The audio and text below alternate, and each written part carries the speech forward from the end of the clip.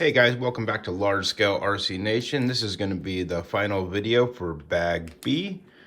We're going to start with B5, which is going to be our sway bar set. So let's go ahead and open this up and check it on out.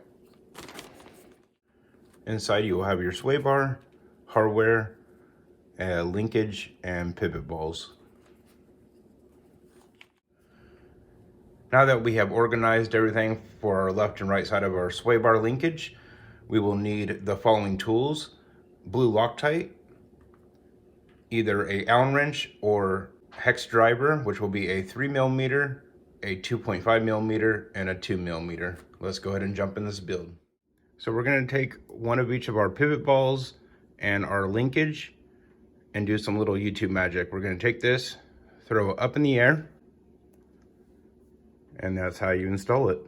Pretty simple, huh? All right, so to really install it, what we're going to do is take either some pliers, vise, or a C-clamp, and you'll start with just your round pivot ball. This one should be fairly simple to snap in.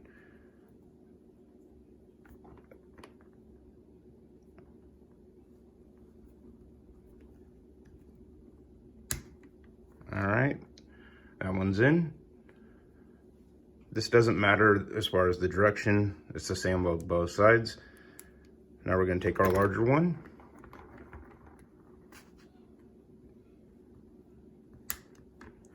And there we go. We'll do that for both of them.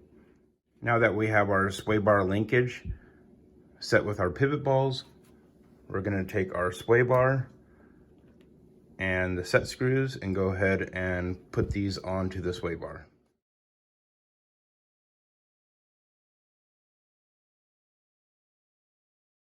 We will now take a little bit of blue Loctite,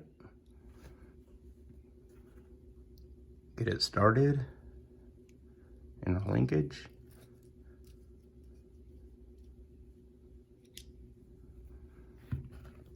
Now, as you can see, this is a 30. We're going to keep the orientation of the numbers upright.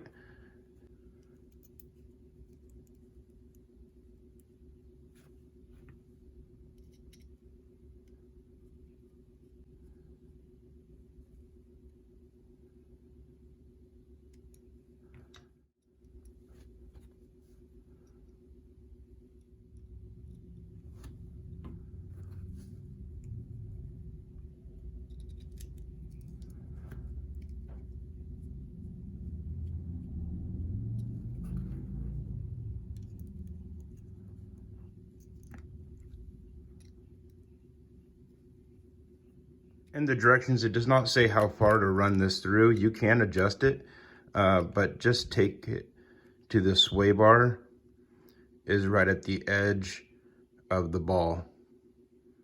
That way it's even on both sides, and go ahead and lock it in.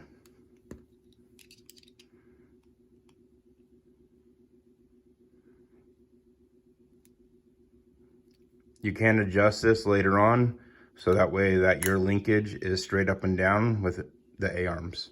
Here you can see both set screws are vertical and right at the edge of the balls. You have enough time with the Loctite to reset it to make sure that your linkage is straight up and down vertical. We will now line up the lower pivot ball with the hole on the A-arm. Slide that in place so you can see it through the hole. Take your cap head screw and go ahead and install this. All right, it's nice and snug in there.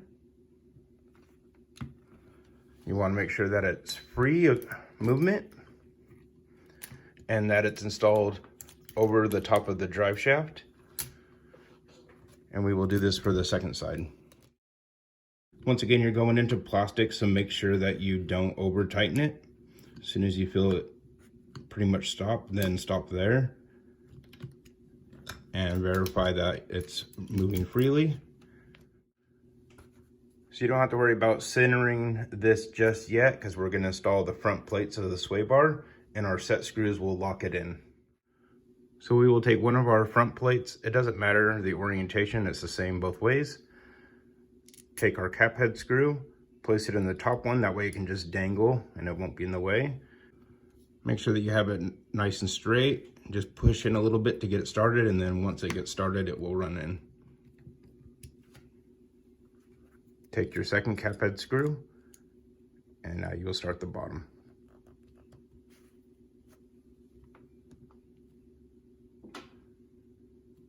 I hold the screw and the Allen wrench to keep it nice and straight to get it started, and then we go ahead and drive it in.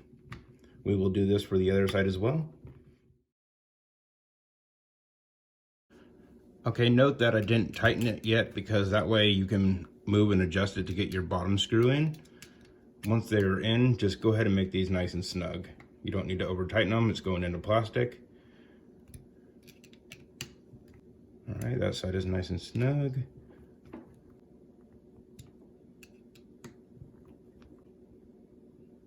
And we are good.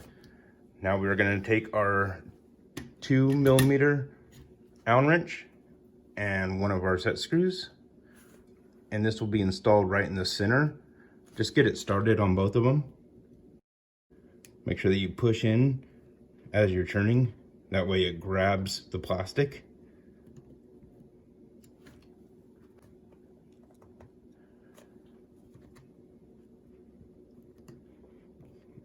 Make sure it's going in nice and straight, and push and twist. Okay, we have them both on there, not completely tight yet. Now we're gonna center our 30. Once you have it centered, go ahead and lock it in. You don't need to over tighten it, it's just to hold it in place. Okay, as you can see, it doesn't move. It is secure, which is pretty much flush with the plastic. So here you can see that I kept the same distance of the bend on both sides, which placed the 3 right over the split of the case. If you're following along, we are now on B9 in our instruction manual, and we're going to be opening up this B6 bag. Let's go ahead and break into that bag.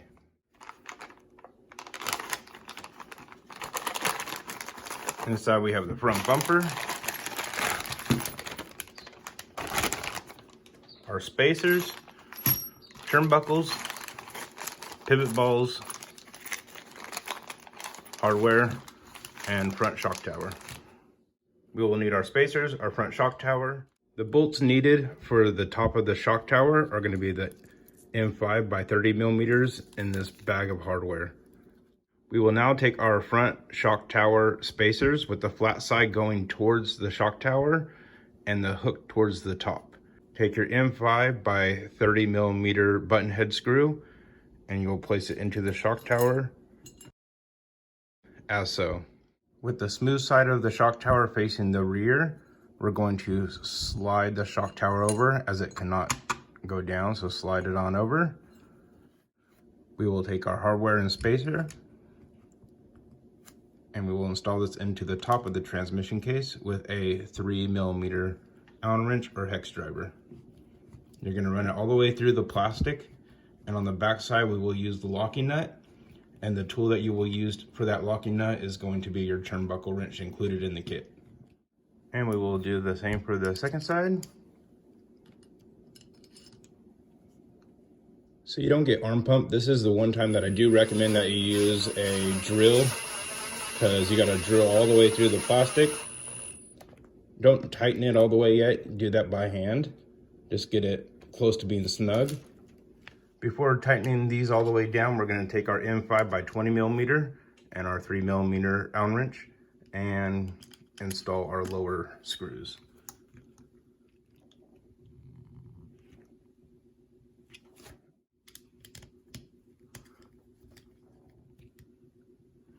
With our lower button heads tight, now we can tighten up our top ones.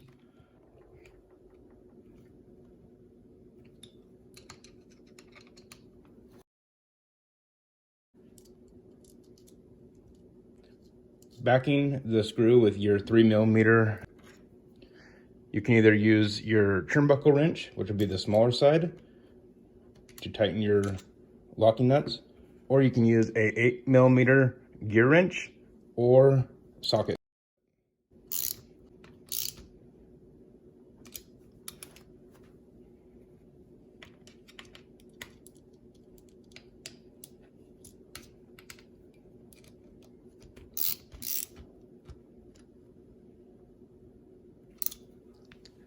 All right, our front shock tower is installed. We will now be working on our turnbuckles. B10 in our manual, we're going to be now installing our rod ends and our camber pivot balls and our turnbuckles. So let's go ahead and open up this bag.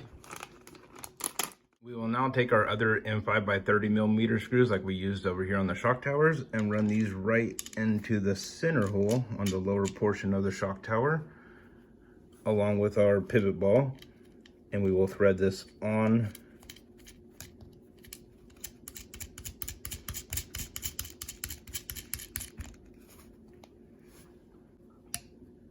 You will need your 3 millimeter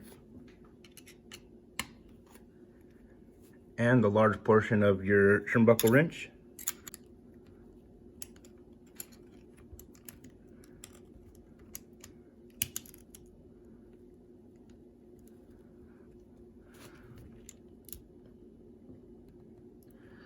And you can just barely get your wrench in here on this and get it nice and tight. Do that for both sides. If you have a socket, I believe it is a 13 millimeter, and you're gonna want a deep socket to get it over the ball. But if you have this awesome turnbuckle wrench, you just gotta make sure that you line it up, angled as so, and get it in the slot by backing out a little bit.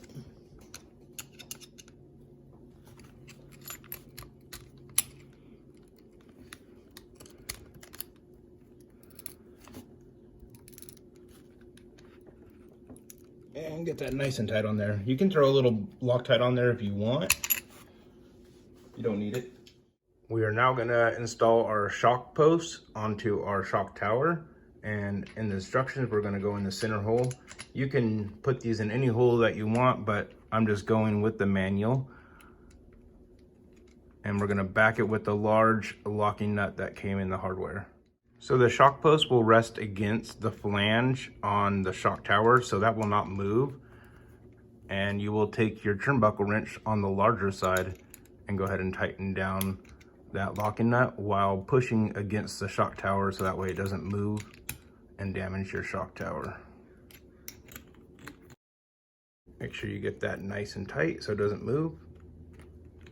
And we will do that for both sides. All right, those are installed. Here's the view from the front. We are now gonna build the turnbuckle that goes from our shock tower to our carrier. And this will lock in our dog bone from moving out. So once we build this, now we will need to make sure that our dog bone is inside our differential, and we will lock it in there. As you can see, all 4 of these turnbuckles are the same. The threads move outward on both sides. These will allow your rod ends to move outward at the same time or move inward at the same time, depending on which direction that you turn your turnbuckle.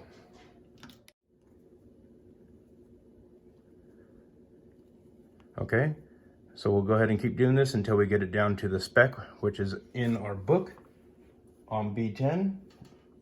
So the spec is going to be 40 millimeters in between the rod ends, and on the outside edge is going to be 123 millimeters. So let's get our calipers. All right, we're going to zero our caliper out.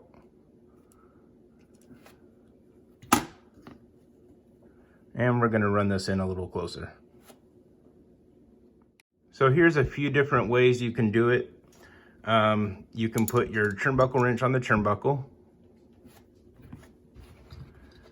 You can take your crescent wrench and go over the top and turn it in this way. The other way you can do it, you can put the ball inside of your rod end, and you can take your 3 millimeter, run that in there, and then twist that. But then you're putting a lot of stress on the plastic, so I don't recommend this route. Now, the most proper way of doing it is to use your tool that came with your kit and your turnbuckle wrench and hold that in there, or a crescent wrench, a little easier. Since you got the tools, might as well use them. And then now you just go ahead and twist this, and this puts even pressure on your rod end, and this tool is actually made for this. It's also made for your shocks.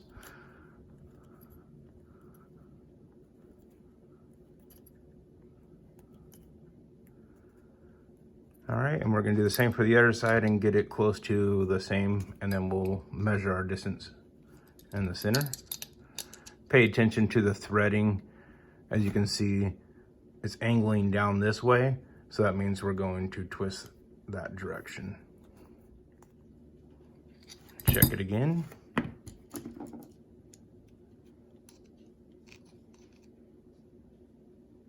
So 2 turns is about 1 millimeter, 45. All right, let's keep going. Now you can use your book as well. Your book is a 1-to-1 ratio. So if you don't have calipers, like I said before, you can use your book. The other way you can get this straight is run it all the way down to where it touches the smooth portion of the turnbuckle, and then work your way out 1 turn at a time. That way you know it's exactly even. But we don't need to overthink it. So we got about 3 threads. All right, guys, so we're at 40. Let's go ahead and build a second one for the other side. All right, you can also check the outside diameter, which is 123. Now that we have our 2 turnbuckles, we might as well just go ahead and build our other 2, which is going to be in the next step on B11. And these are going to be 47 millimeters in the ID and 130 millimeters on the OD, which is your outer diameter, inner diameter. So let's go ahead and build that since we already have the tools. Crescent wrench and our shock tool. Push down and twist, which I'm using the ball in my hand. Pushing down, twisting, otherwise you're just gonna push the plastic tool down. And we'll do this for both sides. Okay, we got it to 47 millimeters on the inner diameter. And we're at 130 on the outer diameter.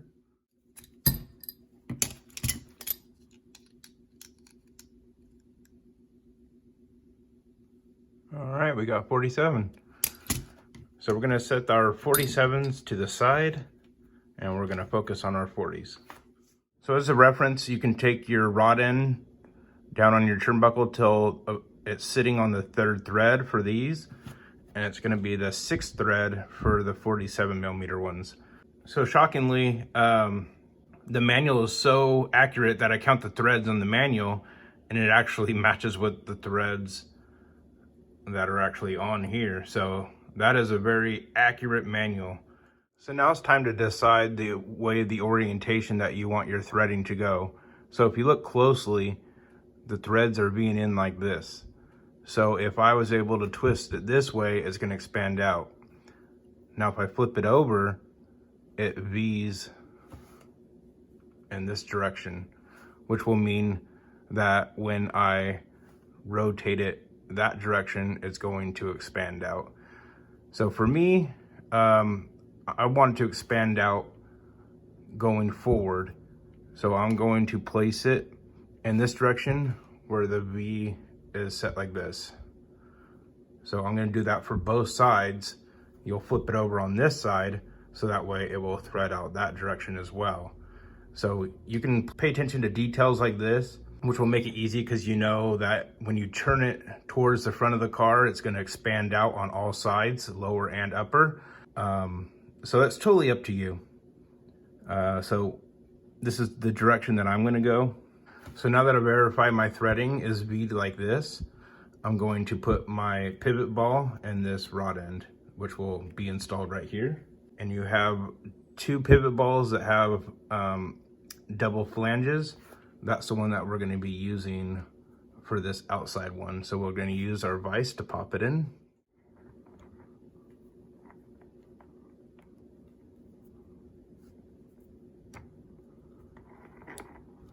All right, and there's our ball. Now I'm gonna work just the one side so that way I don't get it mixed up.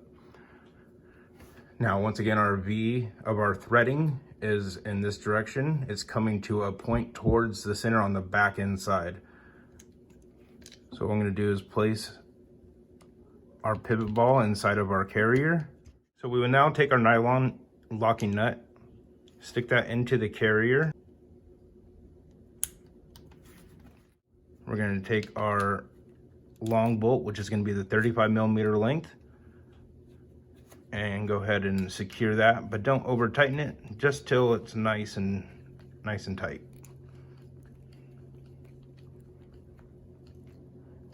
All right, it's snug right there.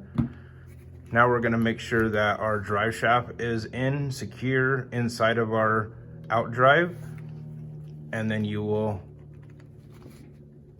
go ahead and snap this onto our ball. All right, do this. You just wanna make sure that our dog bone is inside of our out drive, and then we're just gonna push down with our fingers very firmly and snap it on there. Very simple. You can also use channel locks.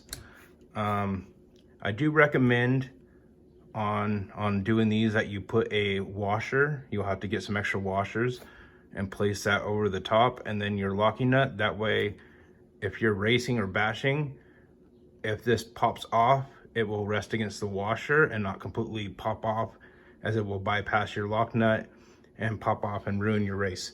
So we will be adding those later on, but you're just going to take your locking nut and go ahead and secure this on now.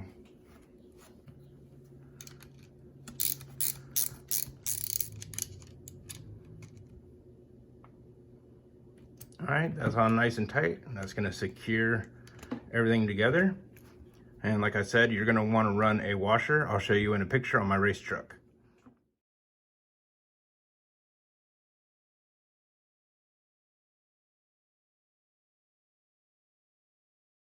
With our 47mm turnbuckles on the inner diameter, we're going to need to place a ball right side up, which will go on top of our spindle. And then this one will be facing downward, like that. It is really easy to pop these on. In fact, we don't even need a tool. We can just simply push down nice and hard, and it pops right on. We can do the same for this one.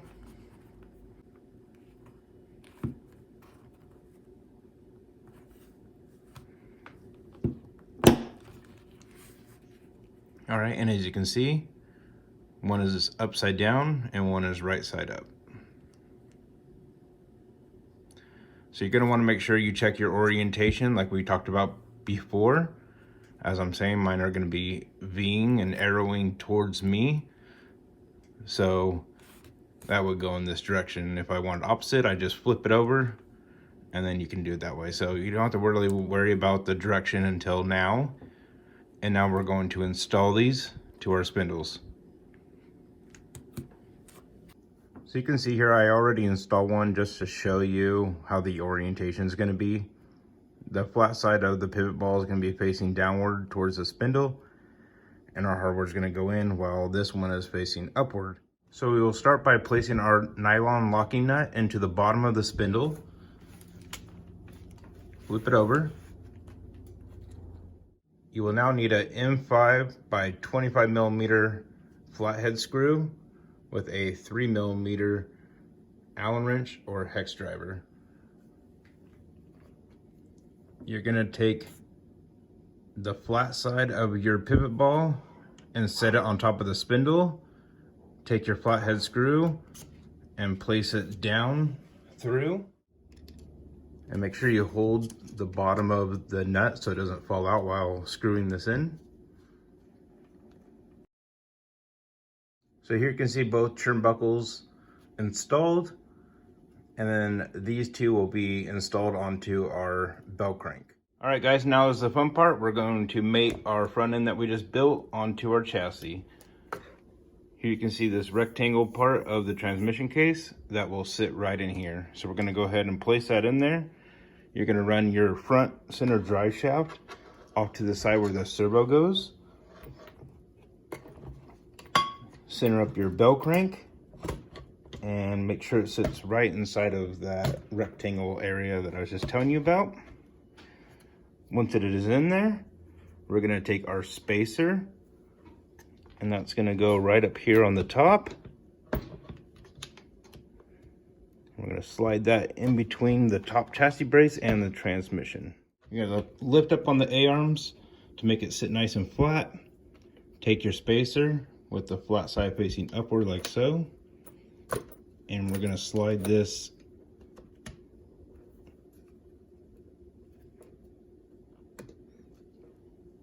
right in there. And now you can let go. And we were gonna install those 2 bolts. These will be your last 2 button heads, which are M5 by 20 millimeters with your 3 millimeter. Just make sure that the hole's lined up.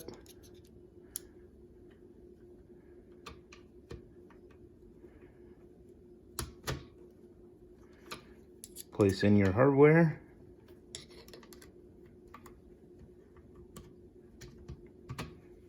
And go ahead and tighten those up.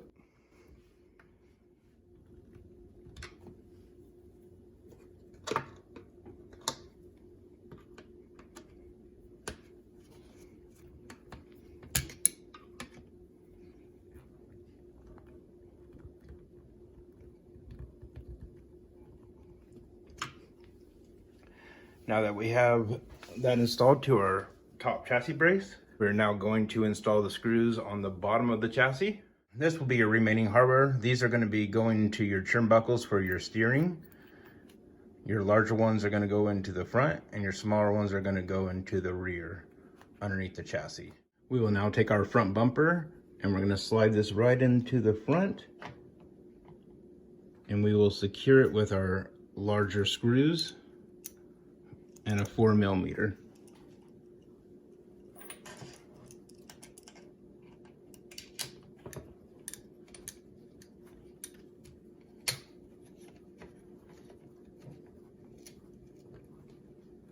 We will now take our second M6 by 20 millimeter screw with our 4 millimeter wrench.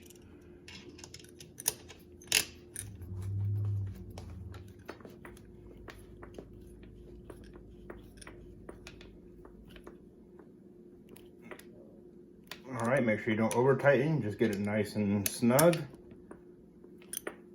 And then our 2 smaller ones will go in the rear.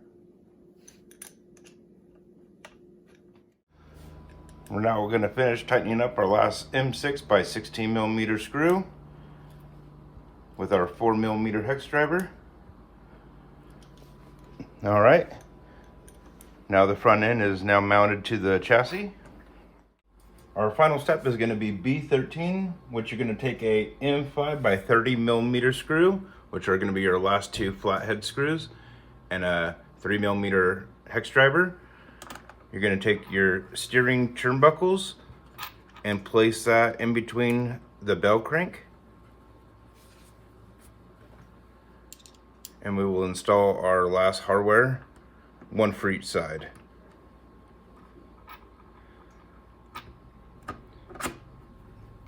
You will need to apply pressure as it's going to screw into plastic, and just get that nice and snug. Don't over tighten it.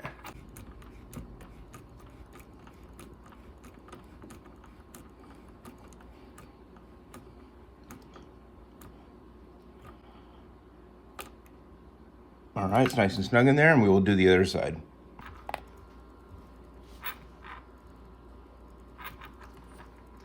All right, both sides are installed. You're going to verify that everything moves freely, and we're good to go. This will complete bag B. All right, guys, here's the completed view of our bag B. Thank you guys for tuning in. I appreciate you guys following along on the build. We will be doing bag C next. Thank you guys for watching. Please subscribe, hit that notification bell, and smash that thumbs up. See you on the next one.